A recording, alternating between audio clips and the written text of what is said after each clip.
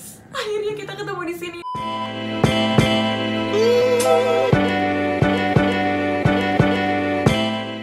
Gengs, akhirnya kita ketemu di sini. Welcome to my channel. Yeay, akhirnya channel ini terrealisasi setelah sekian lama aku bingung banget buat bikin kontennya. Akhirnya aku bisa memperkenalkan diri aku di YouTube. Halo guys, kenalin nama aku Andi Nadia Aisyah. Kamu bisa panggil aku Nadia dan Aisyah. Nadia atau Aisyah sih, karena aku suka kedua nama itu. Dan aku mau ngejelasin, mungkin ada beberapa yang belum kenal aku. Kenalin, aku Nadia Aisyah. Aku hari ini akan men-share gimana caranya aku belajar bahasa Korea hanya dalam waktu 1 bulan. Sebelumnya aku ngepost video itu di TikTok dan ternyata itu booming sampai jadi 2 juta penonton. Dan semenjak itu aku sering banget share-share tips-tips aku gimana caranya belajar cepat bahasa Korea dalam waktu 1 bulan. Dan ternyata banyak banget yang suka sama tips-tips aku di TikTok dan berlanjut ke Instagram aku. Jadinya sekarang aku di Instagram juga sering banget ngasih kuis-kuis kecil untuk penyusunan kalimat Korea yang gampang dan mudah dimengerti dan bisa kamu lakukan di mana aja dan kapanpun. Jadinya sekarang karena banyak permintaan yang minta dilanjutin di konten YouTube, akhirnya aku bikin konten YouTube ini. Jadi buat kalian yang belum lihat konten aku di TikTok dan di Instagram, boleh cek TikTok dan Instagram aku untuk lihat tips-tipsnya dan juga kuis-kuisnya di Instagram. Aku ngepost kuis-kuis setiap hari. Dan untuk kalian yang udah ngeliat aku di TikTok dan Instagram, thank you so much. Tanpa dukungan kalian, ini nggak akan terrealisasi. Jadi terima kasih banyak udah ngedukung aku. Semoga konten ini benar-benar bisa membantu dan kita bisa belajar sama-sama. So, without any further ado, kita bakal lanjutin ke konten selanjutnya. Jadi jangan lupa subscribe, like, dan komen, dan nyalain notifikasinya. I will be very thankful if you do that. So, kita lanjut ke topik selanjutnya. Enjoy guys, I hope you like it. Kita lanjut ke topik yang pertama, yaitu struktur kalimat Korea. Struktur kalimat Korea nih sebenarnya penting banget dalam bahasa Korea. Tapi sebelum kita lanjutin, aku mau ngingetin, belajar ini harus santai ya. Pokoknya sambil dengerin lagu juga boleh. Aku juga kalau lagi belajar dengerin lagu. Atau kalian mau bikin Indomie dulu, boleh bikin Indomie dulu. Pokoknya belajar yang fun-fun aja, jangan ini buku, ini pulpen, terus kayak terus kamu bakal stres kalau kayak gitu. Kamu bakalan cepat bilang, aduh gue gak bisa deh kayaknya, emang gue gak bisa, emang gue gak mampu aja. Kamu bakalan cepat bilang gitu. Oke, kita siap ya. Ambil nafas, buang nafas, makan cemilannya sekarang, kita mulai. Jadi, topik yang pertama itu adalah struktur kalimat Korea. Struktur kalimat Korea tuh sangat penting dalam bahasa Korea. Kenapa penting? Karena kalau misalkan gak ada struktur kalimat, kita gak bisa ngerti dia tuh ngomong apa sih, lagi ngomongin topik apa sih, siapa yang jadi topiknya, kamu gak akan ngerti. Dia lagi ngomongin apa tuh kamu gak ngerti. Jadi kamu harus benar-benar memahami struktur kalimat Korea. Oke? Ibaratnya tuh kalau dalam sebuah hubungan ya, kalau misalkan gak ada kejelasan di antara dia dan kamu, itu kan gak bisa dibilang hubungan. Jadi tinggalin aja. Sama kayak struktur kalimat Korea, gengs. Salfok dikit. Sama kayak struktur kalimat Korea, gengs. Kalau misalkan gak ada kejelasan, gak bisa dibilang kalimat gitu ya, gengs. Nah, ini rahasianya. Aku bakal buang semua teori-teori yang bakal membuat kamu bingung. Jadi aku akan langsung aja masuk ke kuncinya. Kuncinya adalah struktur kalimat Korea. Boleh catat ini rahasia. Rahasia belajar cepat aku. Struktur kalimat Korea itu ada 2. Yang pertama itu bisa dimulai dari subjek dulu, keterangan, objek, predikat, atau yang sering banget aku singkat sebagai S-ketop.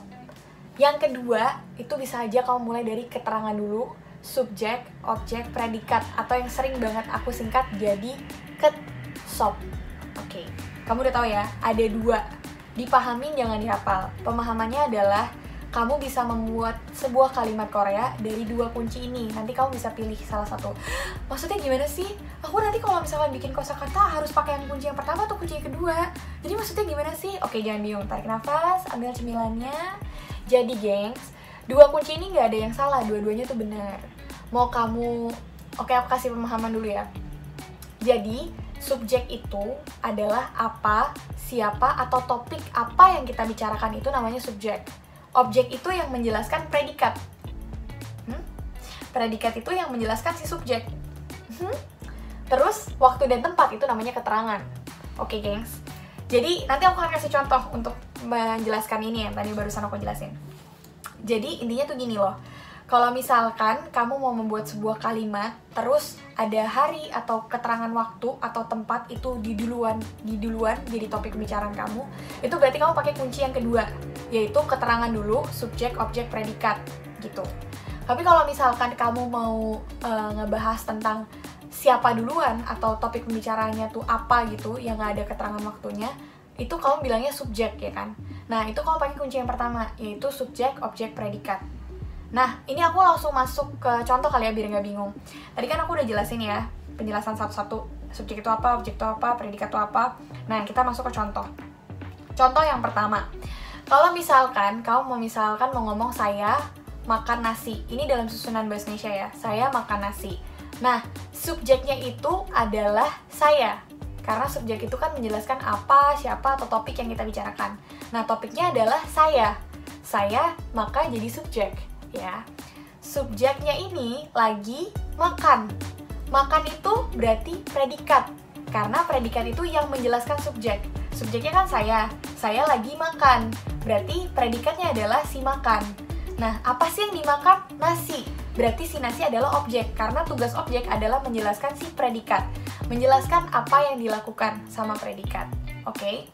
Nah, jadi saya makan nasi, saya berperan sebagai subjek, makan berperan sebagai predikat, nasi berperan sebagai objek. Nah, kalau kita ubah ke susunan Korea, aku harus pilih yang kunci pertama atau kunci kedua? Kunci yang pertama, karena topiknya adalah saya atau si subjek, ya kan? Nah, kunci yang pertama itu kan susunannya subjek, keterangan, objek, predikat. Karena nggak ada waktu dan tempat, jadi dibuang untuk keterangan. Jadi langsung subjek, objek, predikat. Berarti susunannya jadinya saya, nasi, makan. Gitu, gengs. Mudah kan? Pokoknya pahamin kedua kunci ini. Kalau kamu udah pahamin kedua kunci ini, akan sangat mudah untuk kamu untuk menyusun kalimat Korea. Kita lanjut ke topik yang kedua. Oke, kita lanjut ke materi yang kedua. Buat yang Indomie udah habis, boleh bikin Indomie lagi. Cemilannya boleh dibuka lagi, tarik nafas, sambil nafas, terus kita belajar sama-sama. Yuk! Materi yang kedua itu adalah materi yang sangat mudah untuk dimengerti. Jadi, partikel en dan nen. Partikel en dan nen adalah partikel topik. Buat kalian yang udah ngikutin Instagram aku mungkin sedikit bingung, jadi tonton video ini sampai akhir karena ini penjelasan detailnya mengenai en dan nen.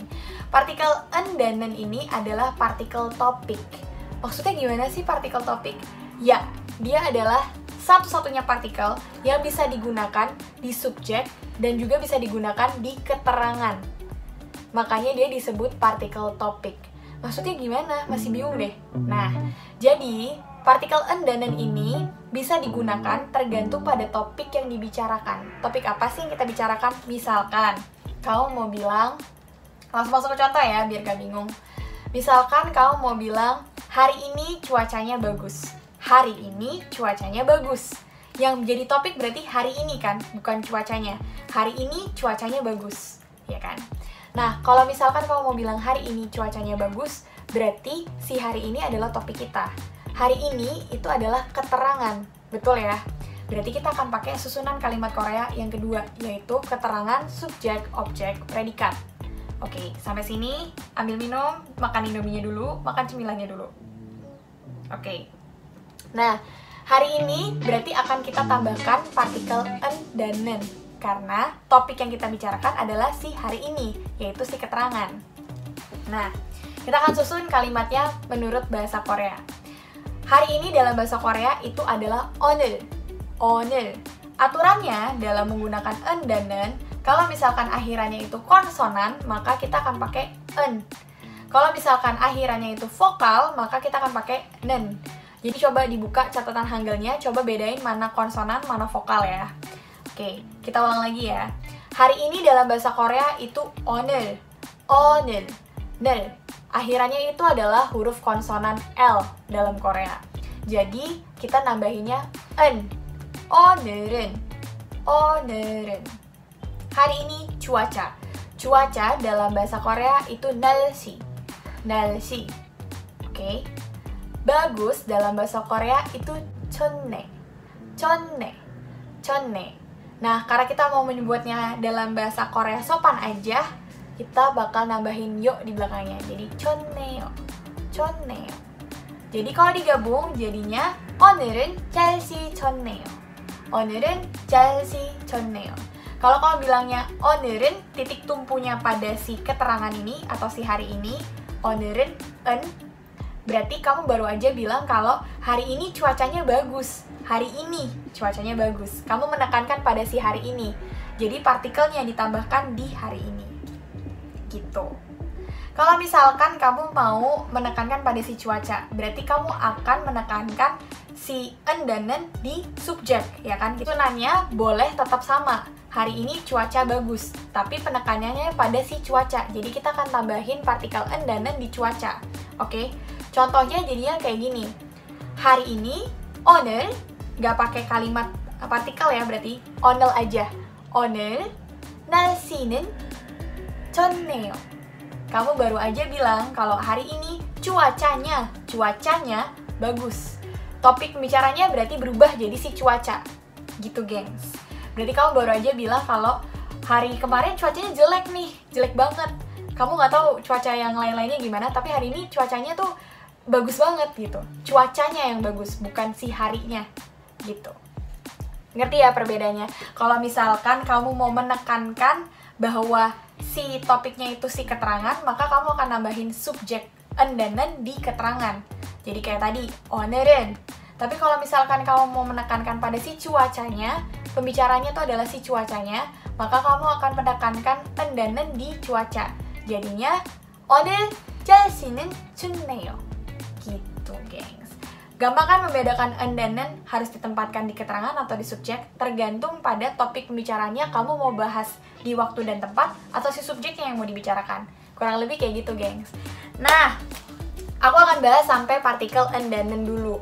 Nanti di minggu depan kita akan coba belajar partikel yang lainnya dengan cara gampang dan cara membedakannya.